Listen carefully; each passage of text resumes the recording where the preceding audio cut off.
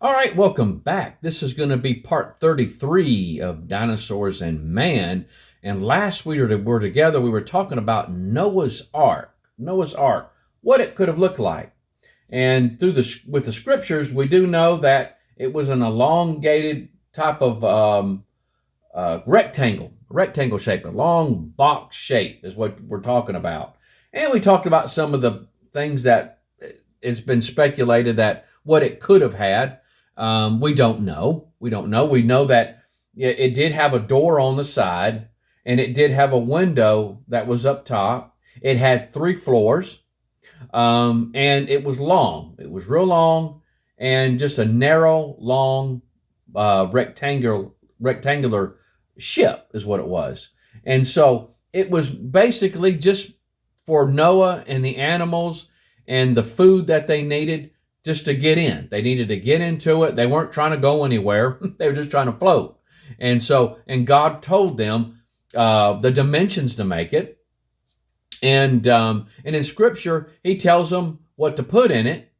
And we're going to talk about that later. And so I don't really want to get too far ahead of myself. But guys, He goes into detail on what exactly they're to do.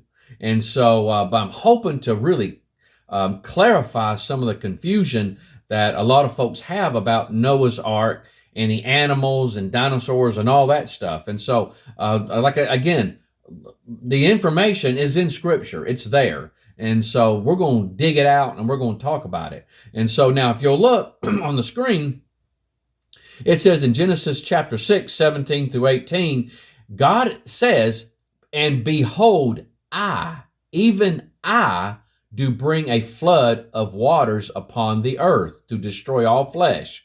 Now, he's telling them that He's the one that's bringing the flood.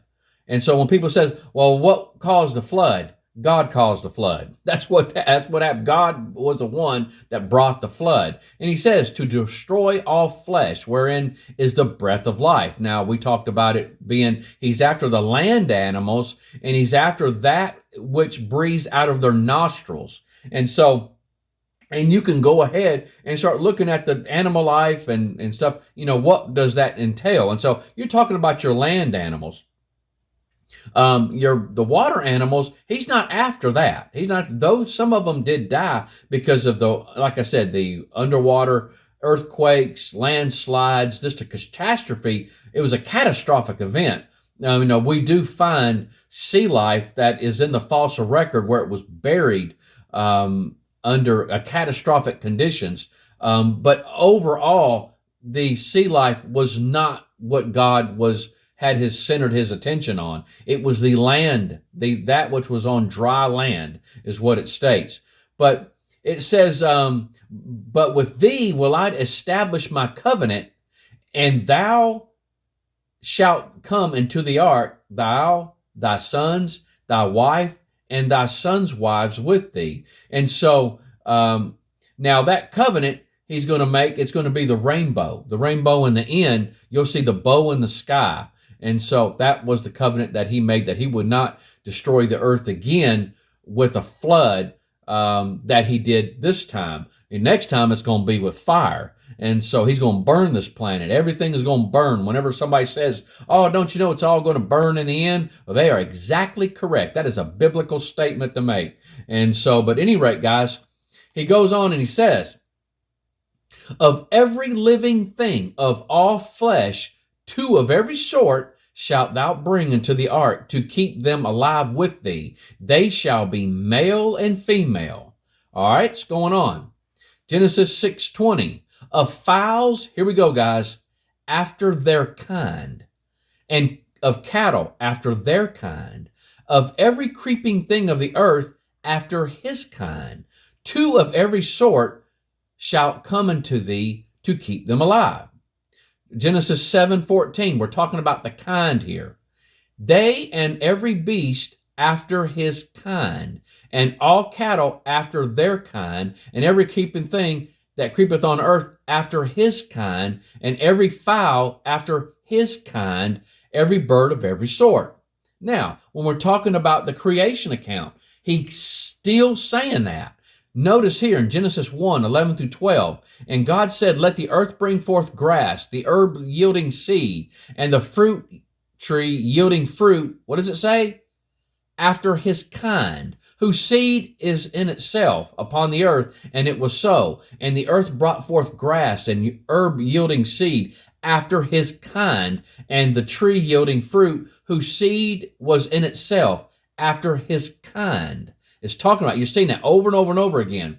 Genesis 1:21, and God created great whales and every living creature that moveth, which the waters brought forth abundantly after their kind, and every winged fowl after his kind, and God saw that it was good. Genesis 1:24 through 25. And God said, let the earth bring forth the living creature after his kind, cattle and creeping thing, and beast of the earth after his kind. And it was so. And God made the beast of the earth after his kind. Notice that, kind. And cattle after their kind, and everything that creepeth upon the earth after his kind. And God saw that it was good. But he did say, in Genesis 7, 2 and 3, of every clean beast thou shalt take thee by sevens, the male and his female, and the beasts that are not clean by two, the male and his female. Of fowls also of the air by sevens, the male and the female, to keep them alive upon the earth. Now, why would he do that? Why is he telling the clean beasts to take by sevens? What is the reason there? I believe I found it. I believe at least I've got a good idea on why. If you'll notice in Genesis 8:20, they have landed. They're out of the ark. And what does Noah do? Noah built an altar unto the Lord. And what did he do? He took of every clean beast and of every clean fowl, that was the ones they were told to take by sevens, and he offered burnt offerings on the altar.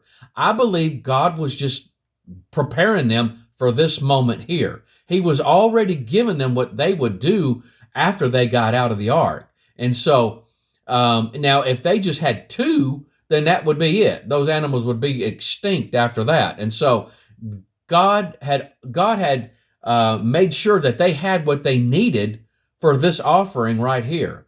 And so now, did they burn all of the sevens, all the animals, the extra animals that was brought? I doubt it, but it don't say. It doesn't say that, so I can't be 100%. But I do know that God had extra animals that was available to Noah, because they were going to have burnt offerings when they got out of the altar, out of the ark. Now, I will say this: where did he get the wood to burn? Where did he get the wood to have that burnt offerings? I believe it's quite possible, guys.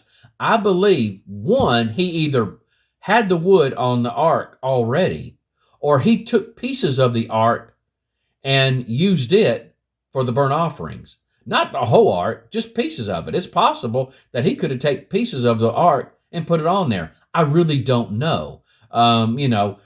Maybe they needed wood to cook their meals whenever they were in the ark. I'm not sure if they were cooking, food by then, because again, man and beast were vegetarians. They only ate plants until after the flood.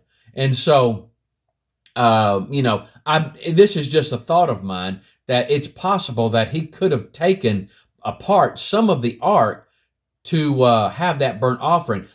Okay, let's stop right there. I was hoping to get a little bit further, but there's just so much, guys. There's just so much into this, and I don't want to rush anything. And so I promise, though, I promise the next video that we get, we're going to start looking at these kinds and actually we're going to get into the animal kingdom, and we're going to look at some aspects of it that are just quite amazing.